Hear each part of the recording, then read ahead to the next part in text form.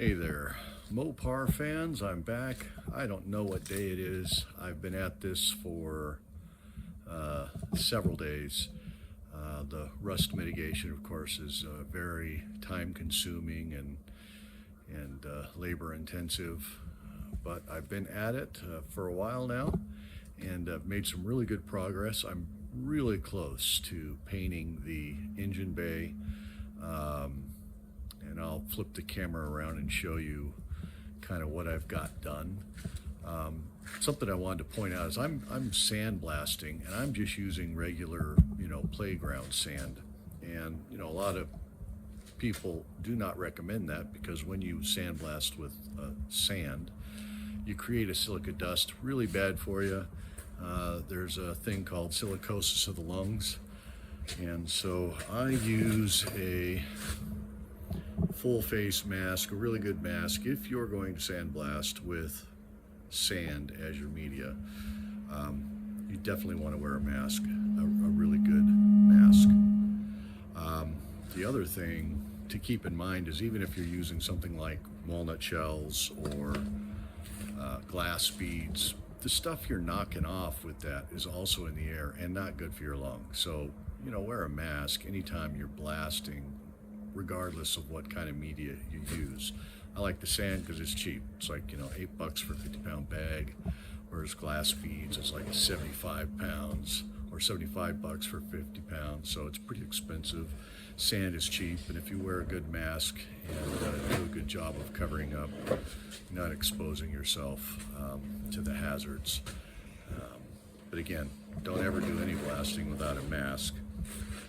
And I use my Survivor buff to cover my head and my ears to keep the sand off of me and out of me. I'm a big Survivor fan. Actually met Jeff Probst and the cast members on one of the shows, which was pretty cool. Got a backstage pass thing. For you Survivor fans, you can appreciate how cool that'd be. All right, so now let's flip this around and I'll show you what I've got done. So here we go.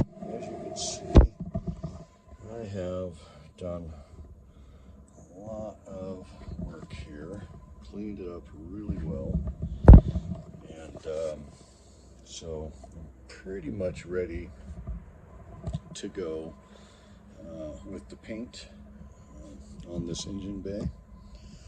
There's a couple of spots on the underside. I'll lift the car up and show you, especially down there for the driver's side floor pan. It needs a lot of work, and again, I don't want to put the engine in before that work's done. I am chomping at the bit to get that engine in. I can't wait to do that, but I don't want to go backwards, so we're going to make sure and get this taken care of and squared away first before we do that. All right, so let's lift the car and I'll show you the spots underneath that I need to do to finish. And then this thing will be painted, and then next time I get back to you, hopefully that's what we'll have done.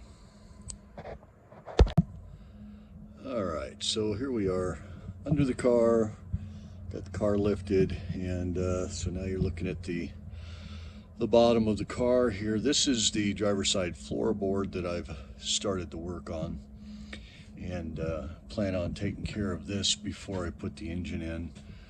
Again, it's just so much easier with the engine out, easy access to everything.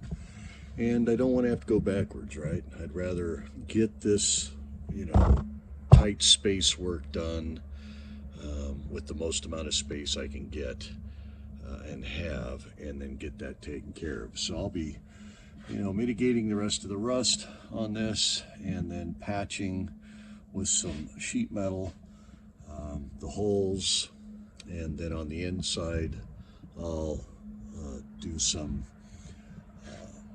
work on the inside to beautify it, paint it, clean it up, and take care of that before I lay the carpet and padding down. I got more rust to remove there and here, but as you can see from the underside look here, I have really mitigated the rust on this thing, And I'm going to hit a few more spots. Like this is where the brake line was, or the fuel line was covering the frame when I first started. So I'm going to finish doing that off from under here and here. There's a couple of spots that I want to get done from under here, and then it'll be ready for paint. That's it for the updates.